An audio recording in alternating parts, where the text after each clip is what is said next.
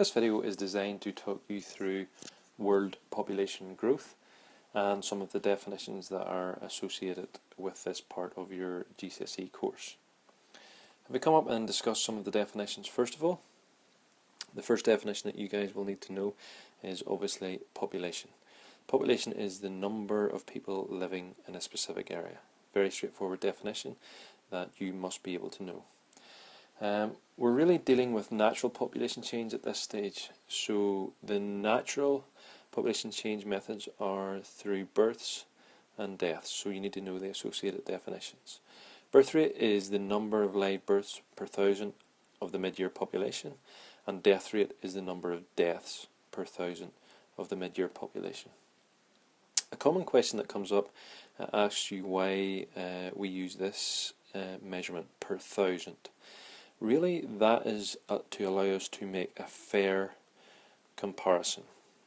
If you take country A, which has 1 million people in it, and you take country B, which has 10 million people in it, well then obviously country B will have the potential to have many more births than country A. So the fact that we make it per thousand of the population allows us to make a fair comparison.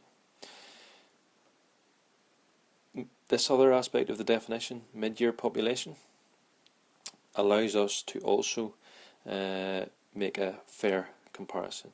For example, if country A measured their population in June and country B measured their population in December, that would allow country B to have another 6 months of population change to be counted in the figures. So this mid-year population is also to allow us to make a fair comparison between countries.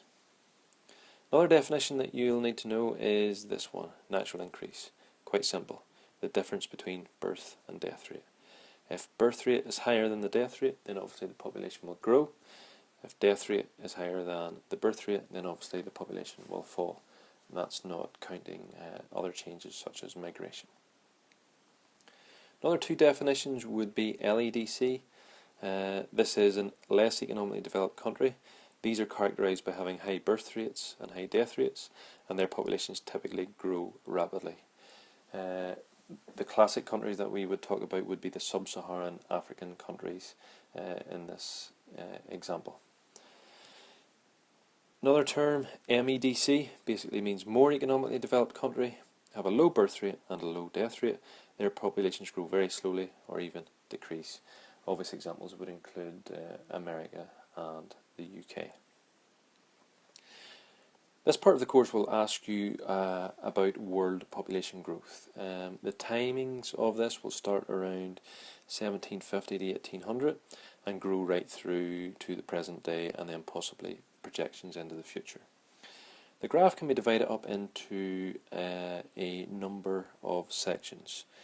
From the 1750s through to about 1900, we really see slow population growth. At this time, all sorts of countries, both MEDCs and LEDCs, had high birth rates, and they also had high death rates. This allowed the population to grow relatively slowly between this time period.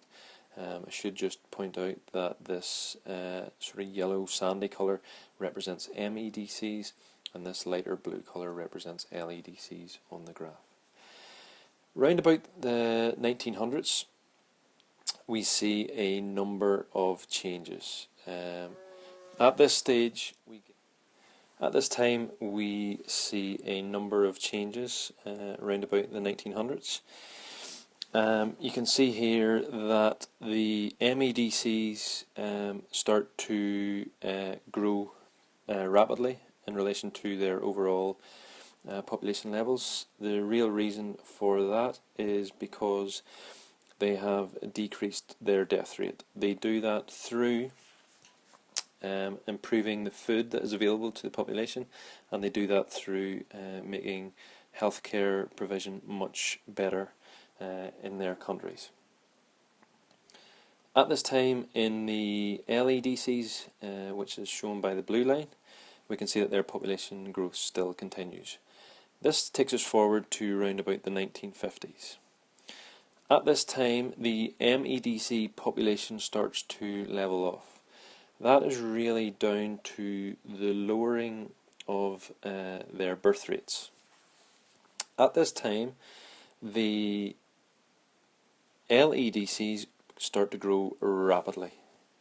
The reason for that is they lower their death rate by improving healthcare and food.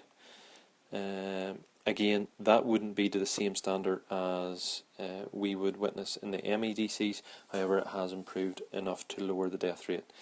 Their birth rates at this time are still extremely high, and that leads to this massive overall world population growth that we see right through to the present day.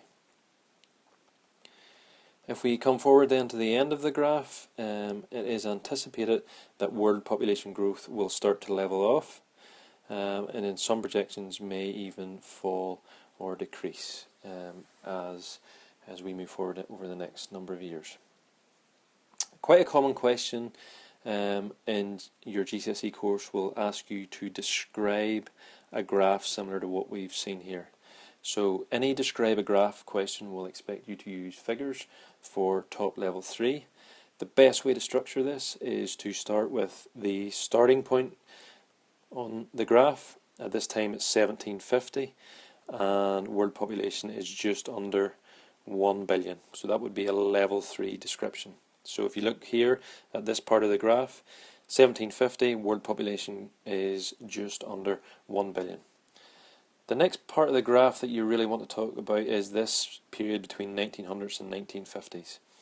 So we're looking at the midpoint of the graph where the changes start to happen. So 1900s to 1950s. And here you can say the population is round about, if you just look here, I'm actually drawing a relatively straight line across. You could do this in the exam. So world population growth grows between 1.75 to 3 billion at this time. You then want to talk about the end of the graph, so you want to mention that as we come forward through to round about 2015, you can see that the world population reaches round about 7 billion. Okay, so that's what we'd expect to see for a top level 3 answer. Use of figures throughout, so dates and population figures, and the graph is fully described from the start, middle and end.